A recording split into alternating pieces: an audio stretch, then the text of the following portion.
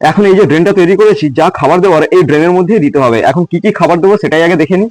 এই হলো আমার খুব প্রিয় একটা indoor plant, black JJ plant. হ্যাঁ, তোমরা অনেকে বলবে তো এ তো পাতা সবুজ, তাহলে ব্ল্যাক হলো কি করে? অ্যাকচুয়ালি এই ব্ল্যাক জেজে প্ল্যান্টে যখন নতুন পাতা বেরোয়, সেই পাতাগুলো এরকম সবুজ হয়, তারপরে ধীরে ধীরে পাতাগুলো এরকম কালো হয়ে যেতে থাকে। কালো মানে পুরোপুরি কালো হয়ে যায়, সেটা এই পাতা দেখে বুঝতে পারছো। এই গাছটার বয়স প্রায় 1.5 বছর। এই ব্ল্যাক জেজে প্ল্যান্ট এমনি নর্মাল জেজে প্ল্যান্টের থেকে অনেক স্লো গ্রোথ হয়, সেই কারণে 1.5 বছরে মাত্র এইটুকু গ্রোথ হয়েছে গাছটা।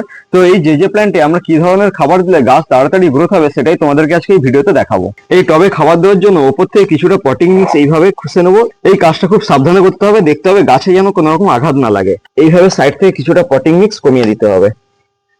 আর আমরা যখন এই গাছে খাবার দেবো তখন যেন পটিং মিক্সটা একেবারে শুকনো থাকে। ভিজে থাকলে কিন্তু সেই গাছে খাবার দেওয়া একেবারে উচিত নয়। এই যে উপর থেকে কিছুটা পরিমাণে পটিং মিক্স কমিয়ে দিয়েছি, দিয়ে সাইডে একটা ড্রেন তৈরি করে নিয়েছি। এখন এই যে ড্রেনটা তৈরি করেছি, যা খাবার দেওয়ার এই ড্রেনের মধ্যেই দিতে হবে। এখন কি কি খাবার দেবো সেটাই আগে দেখে নিই। এই হলো হাড় সার। প্রথমে আমি গাছের গোড়ায় অল্প করে হাড় সার দিয়ে দিয়েছি। এরকম ছোট টবের জন্য 1 চামচ হাড় সার যথেষ্ট। তার সাথে নিয়েছি সিংকুচি। অ্যাকচুয়ালি যে কোনো ইনডোর প্ল্যান্টের জন্য হাড় সার আর সিংকুচি সব থেকে ভালো খাবার। আর তার সাথে অল্প করে দেবো নিমখোল।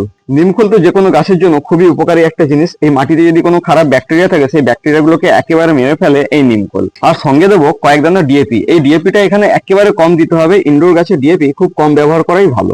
জাস্ট 10-12টা দানা দিয়ে দিলাম। গাছে কিন্তু খাবার দেওয়া কমপ্লিট। এছাড়া অন্য কোনো এক্সট্রা খাবার এই গাছে দেওয়ার দরকার নেই, যেহেতু এই গাছে ফুল ফল কিছু হয় না, তাই এই গাছে আমি পটাশ ব্যবহার করব না। এর পরে আরো একটা কাজ বাকি থেকে গেছে, সেটা হচ্ছে এই যে ভার্মি কম্পোস্ট নিয়েছি। ভার্মি কম্পোস্ট নিয়ে উপর থেকে এই সারগুলোকে ভালো করে চাপা দিয়ে দিতে হবে।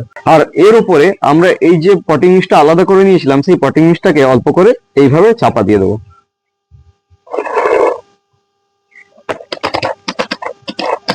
সবশেষে যে কাজটা অবশ্যই করতে হবে সেটা হচ্ছে পর্যাপ্ত পরিমাণে জল দিয়ে পটিং মিক্সটাকে ভালো করে ভিজিয়ে দিতে হবে।